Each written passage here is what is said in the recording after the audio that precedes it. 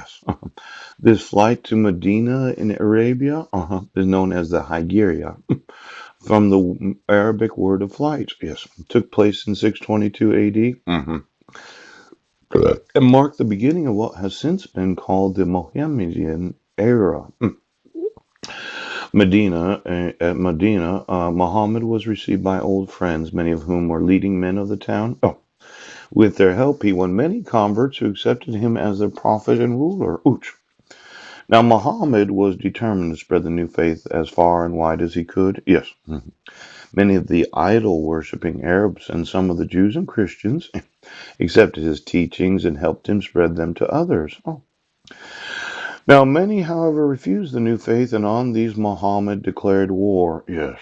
He and his followers were amazingly successful in their religious wars. The defeated people were told by Muhammad that they could either accept his new faith or pay special taxes for the privilege of keeping their old beliefs. Mhm. Now, 8 years after Hygieia, Muhammad and his followers re-entered Mecca in triumph. Oh, they smashed the many idols that were worshipped in the ancient temple of Kaaba, and converted it into the most sacred shrine of Islam. Oh, see, Mecca. Ooch, ooch. Now, Muhammad had always lived simply and continued to do so even after he had reached the height of his power. He had married many wives. Oh, and had several children. Ooch. But only one of them, a daughter Fatima, outlived him. When he died on June 7th, AD 632, year 11 of the Hygieia of the Mohammedan era, yes, he was mourned by many friends and by more than 1 million followers. 632. Well, when was he born? Yes. 570, approximately 570. Yes. He lived 62 years. Yes. For 20 years he ruled and he warred. Yes, he did. Mhm. Buried in a mosque. Many miraculous deeds are credited to him. The one his followers love most to tell about his journey through the seven heavens, riding on winged horse brought down from heaven by the angels. Now, for Jerusalem, the horse and the angels carried him up through the heavens to stand before the throne of God. Yeah. On the way, he met with and talked to several different prophets stationed in each of the seven heavens. Yes. Muhammad called his religion Islam, which means submission to the will of God. Now, according to Muhammad, God revealed himself to man through chosen prophets. Among the major ones were Adam, Noah, Abraham, Moses, Jesus, finally Muhammad. God gave the law to Moses, the Gospels to Jesus, and the Quran to Muhammad. Yes.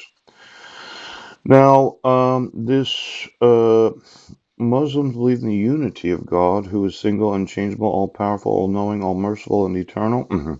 The creed of Islam is that there is no God but Allah, and Muhammad is his prophet. Now, Allah is the Arabic word for God. Yes, God sits enthroned in the highest of the seven heavens. Around him are the angels, pure and radiant. Yes, created from fire and possessing everlasting youth. Muslims also believe in a class of spirits, male and female, known as jinns, who are both good and evil. Oh, now I'm not really critical of Muhammad. Obviously, he did know of Jesus, and he recognized that certain individuals had an effect on the world. Now, Shiites, yes. Sunnites, yes. And then Islamic but sparsely populated, yes. It seems to be one of the three major religions, yes. Um, I'm a Christian, yes. And I'm not in disagreement or agreement with Muhammad. Pooch. I actually believe that Jesus is the prophet that I believe. And we can look at the prophetic utterances of Jesus, yes. But before we do that, I'd like to know that Egypt, yes, is the oldest and most heavily populated country in the Middle East. Its aim is to be a leader in that area. Oh, in the United Nations General Assembly, Egypt is a leader of the Arab bloc. Yes. Now, in 1945, Egypt took part in the forming of the Arab League. Yes. The Arab League includes the countries of Egypt, Iraq, Jordan, Lebanon, Libya, Saudi Arabia, Sudan, Tunisia, Syria, Morocco, Algeria, Kuwait, and Yemen. Its headquarters are in Cairo. The Cairo radio, the voice of the Arabs, has great influence on the people of the Arab states. Could you get me what is known as the Arab League of the United Nations?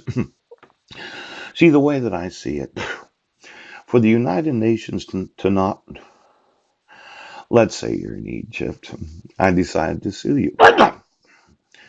Now, you would say that 90% believe that Muhammad is the actual prophet of God. Yes. I'm going to want to know all these Islamic individuals that, oh, 700 years after Jesus, though Muhammad recognized it. Now, let's see that. Each of these nations, known as the Arab League, yes, happens to be sitting on a gold mine of shit. Yes. I would think, okay, that there is an obligation, yes, to allow for me to market certain products that would increase the fuel supply for electricity throughout the world. Yes. While also increasing the amount of water available for irrigation. Yes. Now, when I look at that United Nations, oh, I just want the Arab League to know. I will sue each of the member nations.